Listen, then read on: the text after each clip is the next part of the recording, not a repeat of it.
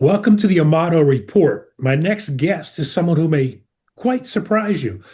I know it surprised me when I learned about him.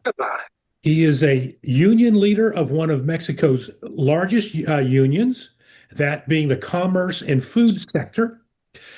His name is Alejandro Martinez Araiza, and Alejandro believes that President Trump he believes in what President Trump is saying. He believes President Trump has three key points correct, and he supports where Trump stands on these issues. We're going to find out what those issues are, and they may shock you. Joining me at this time from Mexico City is Alejandro. Good to have you with us, Alejandro. Rick, thank you very much for the invitation. You're right. I think mostly the MAGA agenda and President Trump is right in many issues, but especially many of them in my country, Mexico, especially what matters with labor, with wages, with security, with the border. I think those issues are all intertwined. The best border security is a Mexican doesn't need to leave its own country because they have a good quality of life, because its family is safe, because he has or she has good wages and a right to have a union, a real one. I think that's something a root cause of many of the problems that President Trump is wanting to face and attack and solve in this second term. I think what you just said, a lot of people would agree with, but be shocked to hear A, that President Trump has said this, and B, that he's getting support from a union leader, a union leader. How are you being received in your home country of Mexico by saying that President Trump is right? Many people probably won't like that, especially from the left. But I work with the working class. Because I come from a working class family. We represent almost 600 workplaces nationwide in companies like Petro, like Mars, Hershey, Bimbo, PPG. So we know the pain of the work families, and I know most of them live in poverty. Even in our union, we have the best contracts, the best CBAs in Mexico with the best conditions. And even then, you see the struggle of every week to finishing the week, to being able to shop groceries, to being able to give your children a dignified life. So if our country is not in the position of providing this, even with strong unions or whatever the politicians doing, it's good for Mexico to have a little push from outside neighbor, which with whom we have a history. We must forget Mexico and America go back centuries. We're not like China, thousands of kilometers away. Mexico was founded also from the Christian faith, Judeo-Christian values. So that's something we should more than border 2,000 miles long. Mexico is also a huge market that America is missing. We're 130 million people. Mexicans with bad wages, with conditions, with poor labor rights cannot afford to buy American products, cannot afford to travel to America, cannot afford to send their children to study there, to learn from other countries, to learn from the developed world, right? So while the people can say, how is this possible? I know millions of Mexicans agree that this agenda, putting America first, also includes having strong neighbors. President Trump realized there is no strong West with weak neighbors, with weak allies. If now we're again in this civilizational struggle of not even capitalism against communism, I will say it's a struggle against values from the West, values from the East, and it's not compatible. Mexico and the US have compatible values. We share a common history. We share this market block in the world. And I think if we share all the benefits of having the people, the industries, the strong leaders, the borders, the trade, the security, the right migration laws, we would be the strongest bloc in the world, economically speaking. A lot you said there, and a lot of it is very powerful, Alejandro. Related to that, one of the things I think is going to shock a lot of our viewers and I mean, the mainstream media is not reporting this here in America, and that is this. One of the things you agree with President Trump on and support him on is people don't realize President Trump built the trade deal that gave Mexican workers the right to vote in a labor union for the first time in decades. That's Yeah, shocking. I think the USMCA is our greatest weapon for both countries. That was built imperfectly, but very well done. The first term of President Trump's. Now it's the review. This year is the review upcoming. And the labor chapter is vital. The labor chapter has to do with everything else from the trade deal because you cannot have fair trade without strong wages. You cannot have fair trade without fair labor justice, without real unions, without formalizing labor. The labor deal that is in the USMCA is one of its kind. It's the only trade deal in the world with a labor chapter that allows Mexican workers to complain, to denounce, to start an arbitration between the countries because a company is not respecting their labor rights. We have had the labor attaches in Mexico already. 5 from all 9 in the world are in Mexico, spread in the country.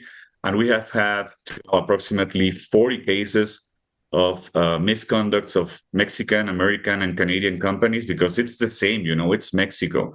So this means that every trade agreement that doesn't include enforceable labor standards is actually a subsidy of extortion, right? Right now, companies move from Ohio to Monterrey. They don't just take advantage of lower wages. They are taking advantage of a system that allows those wages to be artificially low because workers can't work freely, can't negotiate genuinely, and can complain. And that affects also American workers because they pay the price of this kind of dumping. Also, the other way around, Mexican working class in America, regulator, unregulated, legal or illegal, have the same problems. They cheapen labor for you guys. They lower wages artificially because they're using slave work from Mexico and other countries. Many American companies are doing this. They need to comply also with the USMCA. And very much related to that, something that you and President Trump both agree upon, and again, it's going to shock our viewers, I think, is that President Trump has said, as you agree with, corporations move factories to Mexico to pay slave wages, and it hurts both American and Mexican workers, and you've pointed that out. And cheap labor does not help Mexico. It helps corporations. But it doesn't help Mexico or the American people, the American worker, I should say.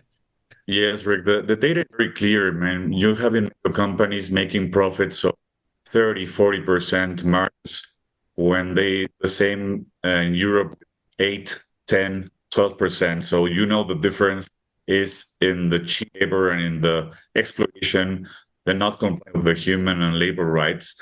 And that destroys the West. We cannot compete and beat China by becoming China. China did this in the 90s, not 2000s. They used slave labor, millions of their own citizens. Many died because of the conditions in the factories. They paid less than $1 a day back then. And China grew immensely in the 90s with that strategy.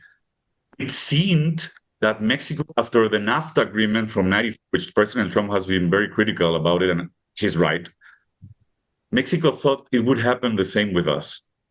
And Mexico just got poorer, the families got destroyed, the cartels got extremely powerful, the corruption just flooded every level of Mexican society. And now you have to solve a problem that President Biden allowed Mexico almost to rot in their social fabric that now President Trump has to fix. And of course, Mexican as a patriot and nationalist, I consider myself. I cannot critique someone, a strong leader that is pushing Mexico to have better living standards, better wages, and a better future for its own families. And in fact, that takes me to the third point that you're making, and that is President Trump has said, which you agree with, a strong, well-paid Mexican worker equals a safe border for both countries. Of course, you can imagine people are risking their lives, or were risking their lives every day, trying to cross the desert, the river, with children, being violent, having violence from the cartels, because of course all this mass migration is managed by the cartels, or was managed by the cartels. So it was an income source, and migrant trafficking, drug trafficking, women trafficking. So imagine what happened from the southern border to the northern borders, to women, to children. Many people died. How desperate have to be to risk your life or your children's life Great point. to have a better future in America? If we achieve that each country do their part, we cannot just cut the relationship. We are intertwined. We're your ally, your number one partner. Percent of what we produce is to American citizens. You have the 130 million market just outside your door. So we need a transition. I agree. Globalism is dead, and it brought us much of the promises it did. It just brought poverty, tyranny, hypervigilance, and a lot of terrorism everywhere in the world. So now we have to go back and try to find the balance, between being nationalistic, closed economies, having your own industry, well-paying job for your own citizens, and be able to share with your neighbors and trade with your closest and neighbors with whom you share values and history. Remarkable, remarkable. Alejandro, we're down to less than a minute. I'm going to ask you to keep your next answer brief here. Thank you. Tell us about your relationship with President Trump. He must be honored to have a labor union agreeing with him. Well, unfortunately, we don't have one, but I have been having meetings at Capitol Hill, at the Department of Labor.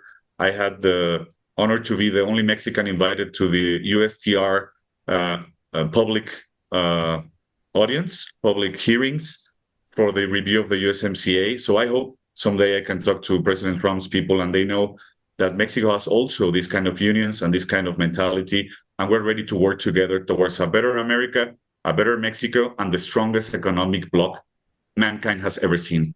I'm sure that President Trump will be reaching out to you, or at least should I say someone very close to him. Alejandro Martinez Araiza, did I pronounce your last name? Araiza. Araiza. Remarkable. As I say, you're head of one of the largest most powerful labor unions in Mexico, commerce and food sector. You agree with 3 key points that President Donald Trump says. I thank you for joining us. At least. Thank you, Rick.